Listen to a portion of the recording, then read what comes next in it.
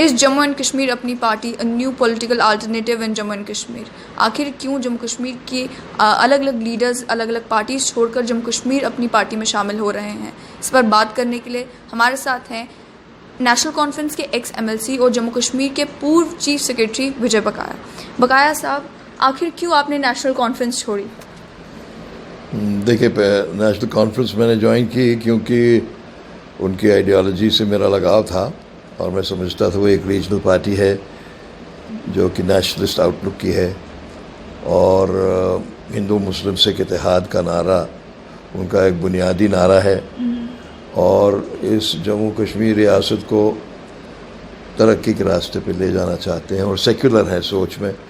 और मैं शेख साहब के साथ मैंने अपनी शुरुआत की। उनको मैं जानता था नज़दीक से, फारूक साहब को जानता था, तो इसलिए मैंने नेशनल कॉन्फ्रेंस ज्वाइन की जब मैं एज चीफ सेक्रेटरी रिटायर हुआ, क्योंकि मुझ में एक जनसेवा का भावना थी जो कि मुझ में एज सिविल सर्वेंट भी थी। तो मैंने सोचा एक प्लेटफॉर्म मिलेगा जिसमें रह के मैं जनसेवा अपनी जारी कर सकता हूँ। Then why did you leave? Well, over the years I thought that the party was not the same party that I had joined. So I left it. What changed in the party? Well, they confine themselves to a particular region, you know, and the USP of the party, that is the Hindu-Muslim Sikh Ittihad. We never heard that slogan again after I joined, and it was a party which somehow got disconnected from the people. कहीं ऐसा तो नहीं है कि जिस समय फारूक अब्दुल्ला, उमर अब्दुल्ला के ऊपर PSA लगाया गया तो आपको लगा कि जिस तरह से शेख साहब भी जो काफ़ी देर तक जेल में रहे, अब अगर इनके ऊपर भी जो PSA एक लंबा खिंच जाता है तो आखिर पार्टी में क्या किया जाएगा? नहीं, देखिए ना, पार्टी में हमको रह के तो कुछ मिलने वाला था नहीं कि जिसकी वजह से मैं छोड़ देता या रहता। पार्टी में मैं आइडियोलॉजी की वजह से था, तो PSA और उसका इसके साथ ताल्लुक़ नहीं था। लेकिन मैं शुरू से ही ये सोच रहा था कि ये पार्टी उस गोल को आगे नहीं तक पहुंचने की वो सलाहियत अब नहीं रखती है जो गोल नया कश्मीर के उसमें डॉक्यूमेंट में दिया गया था। तो इसमें रह के मैं अपनी वो उमंगें पूरी नहीं कर सकता कि लोगों की मैं जनता की सेवा करूं, इसलिए मुझे छोड़ना पड़ा। Do you think national conference is no longer significant in the politics of Jammu and Kashmir? That we cannot say, because a week in politics is a long time. So what will happen in the future, you cannot say. But today, definitely, the national conference is facing an existential dilemma. And after the abrogation of 370, how they handle it, that's to be seen. आखिर जम्मू कश्मीर अपनी party ही क्यों? There were many other alternatives. Why Jammu and Kashmir अपनी party? No, this was a new platform. This was not an existing party. This was a party which came to existence to fill up the vacuum that existed in the J&K politics after the abrogation of Article 370 and the detention of most of the important leaders of all political parties in Kashmir. So it was not as if I changed my party loyalty. It was that I was not comfortable in the party that I had joined earlier. And in this party I felt that again opportunity for proceeding on the same lines politically as I had seen in the national conference had presented itself again. That it was a party which is nationalist in outlook, which will raise the day-to-day problems of the people and ensure that all efforts are made to see that there is no regional disparity, there is no emotional disconnect between the two regions, and therefore I thought that I would get a platform again to carry on my vision of serving the people in a secular fashion, even-handedly and fair-mindedly. Are you saying that the ideology of Jammu and Kashmir Apni Party is a replica of what National Conference's ideology used to be? No, it's not a replica in the sense that the party realizes that the best way to develop the state is to move forward and to shed the baggage of the past. And that is why I thought that this was a vision which was a progressive vision, and it had to be propagated, because over the years the people of Jammu and Kashmir have been held back. Their future has been held ransom to their past. So I thought that this party has shed the baggage of the past and will try and move on the plank of development and take the people on the plank of development forward.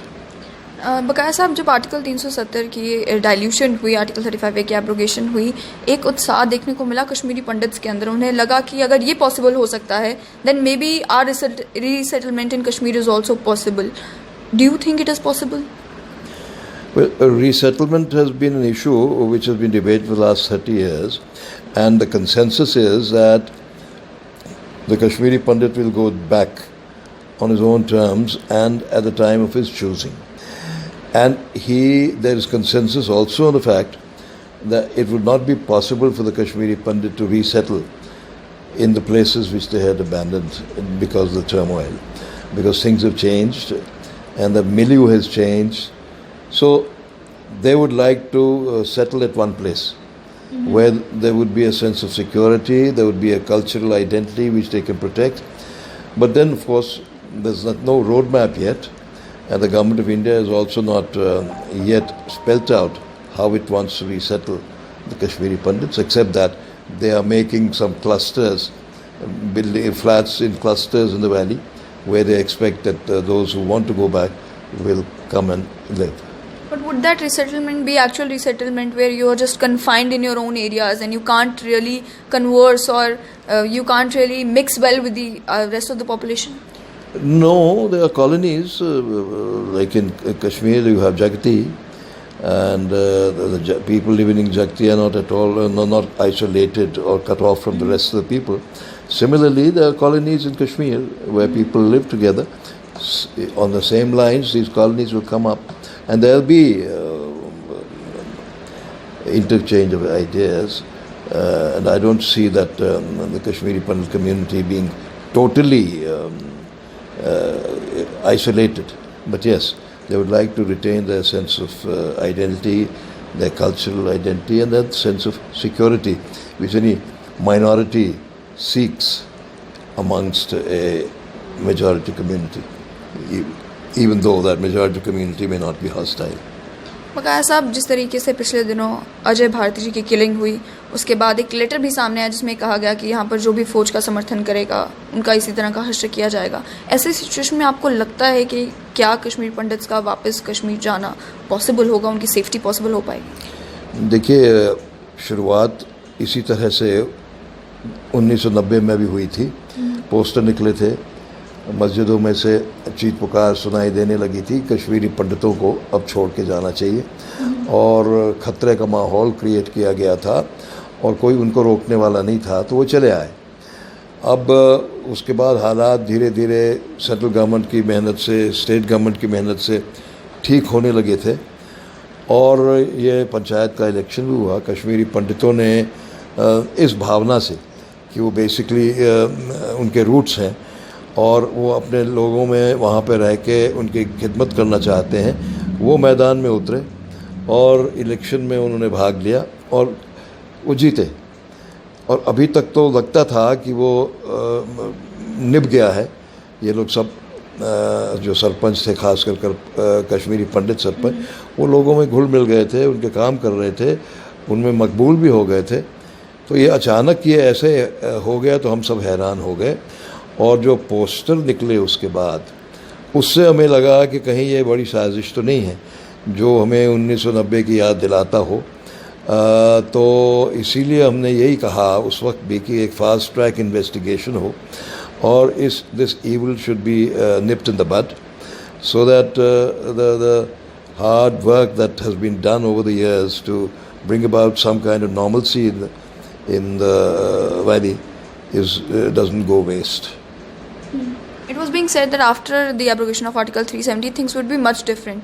But what you just said कि ये जो incidents वहाँ पर हुए ये 1989 की याद दिलाते हैं. So do you think that nothing much has changed in Kashmir from the pre-Article 370 Kashmir and now in the post-Article 370 Kashmir?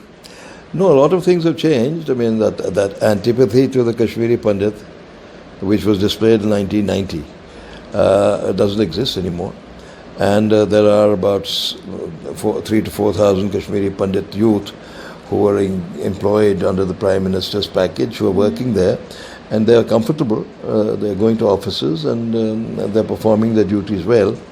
And they have not been particularly harassed, except when there is a wave of unrest in which they also get swept away sometimes because they throw stones and other things. But after abrogation, yes, we expected, and people in Kashmir expected something new to happen, something different to happen in terms of development, in terms of response to the people's needs, in terms of the reaching out to the people. That somehow has not happened.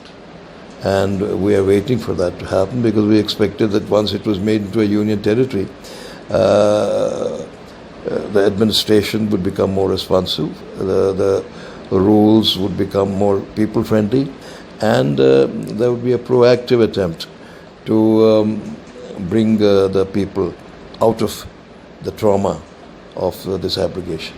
You talked about the trauma. आज भी अगर हम देखें तो Kashmiri Pandits families are living in the Jagti quarters, 2-room tenements. You remained the chief secretary. You remained an ex-MLC. And even now, अभी भी जो Kashmiri Pandits है, if they want to receive any basic facilities, they have to pay for it. There are many incidences where they're saying that they are harassed, that they're still going through a lot of trauma even at this current point. So what has essentially changed for the Kashmiri Pandit community? You see, it's not generally so bad as you are saying. There is a relief organization which is exclusively handling the problems of Kashmiri Pandit displaced people. And those problems are about ration card, about grant of relief, about disbursement relief and allotment of flats. And in that, I think most of the work that was to be done has been completed and the people are properly settled. Yes, there are difficulties in getting ration cards renewed or divided. There are problems in disbursement in time of the relief that is due. Sometimes the ration also doesn't come to the depots on time. And those are problems which they have to face. But by and large, there is a sense that the administration is responsive and taking care of their needs. When we talk about administration, इस समय COVID-19 है. COVID-19 के चलते बहुत सारे lapses on the part of the administration have come into light. चाहे हम बात करें वो जो अंतिम संस्कार हुए, the last rites that happened, 3 instances and they were terrible instances where administration totally failed. उसके अलावा भी quarantine center की अगर बात करें तो कठुआ में whatever happened in the quarantine center, MOS and PMO had to come to the rescue of the people and say that the SOPs are not right, they need to be amended.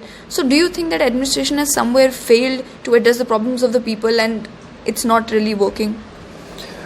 Well, in this particular incident of 2 young individuals dying because of exhaustion and dehydration in the cremation ground is a bad reflection on the administration, there's no doubt about it. The deceased Mr. Zadu, who had been a victim of COVID, was not allowed to be cremated at the traditional cremation ground, and how the administration succumbed to the pressure, that is to be investigated. Why should they have succumbed? And then they went wandering around looking for some place where the cremation could take place. And in the process, those 2 people, the nephews who were accompanying the uncle, they were wearing PPEs.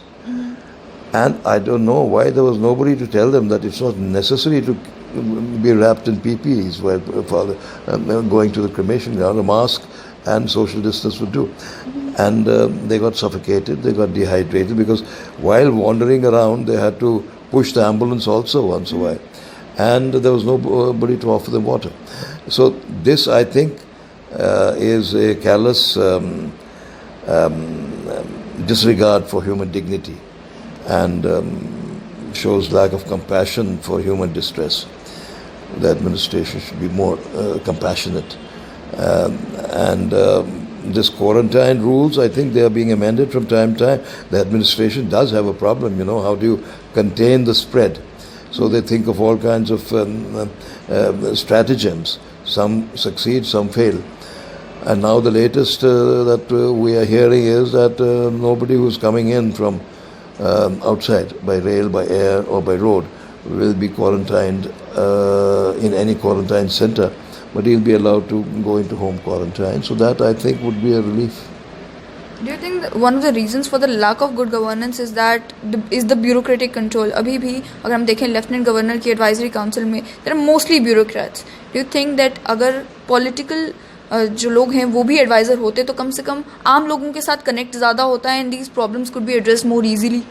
You see, we as the Apni party have always raised this issue that during the governor rule, especially after abrogation, there was need to reach out to the people. And that reaching out is somehow missing. And we have been saying that there should be a bridge between the people and the government and the governor's administration. And the government of India should think of in terms of what could be the best such bridge, whether politicians or whether the administration, which is in the hands of ex-bureaucrats, should become more proactive, should reach out to the people and give them access with their problems.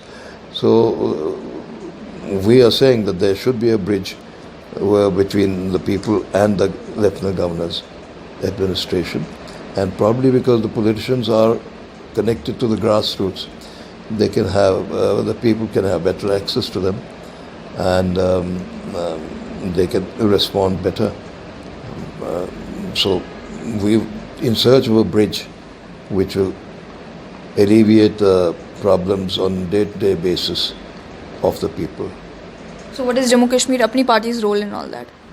We're raising issues. We're raising issues of the people which are brought to our notice, and we're raising issues basically of day-to-day issues and issues of development, issues that affect the people directly. Like we raised this issue of SRO 202, and we feel that it was because of our relentless raising of this issue that it has got modified. And first of all, we were surprised that the recommendation of a sitting judge was overruled. But then better sense prevailed, and what had to be done was done. We raised that issue. We raised the issue about the domicile rules, and we got them clarified. And this is how we raised the issue of recruitment in the JKAP bank, and that is being looked into. So we are raising issues pertaining to the day-to-day lives of the people of Jammu and Kashmir, and ensuring that the governor's administration listens and responds. Thank you so much, Mr. Bakaya, for talking to us. This is Pallavi Sareen for Straight Line News.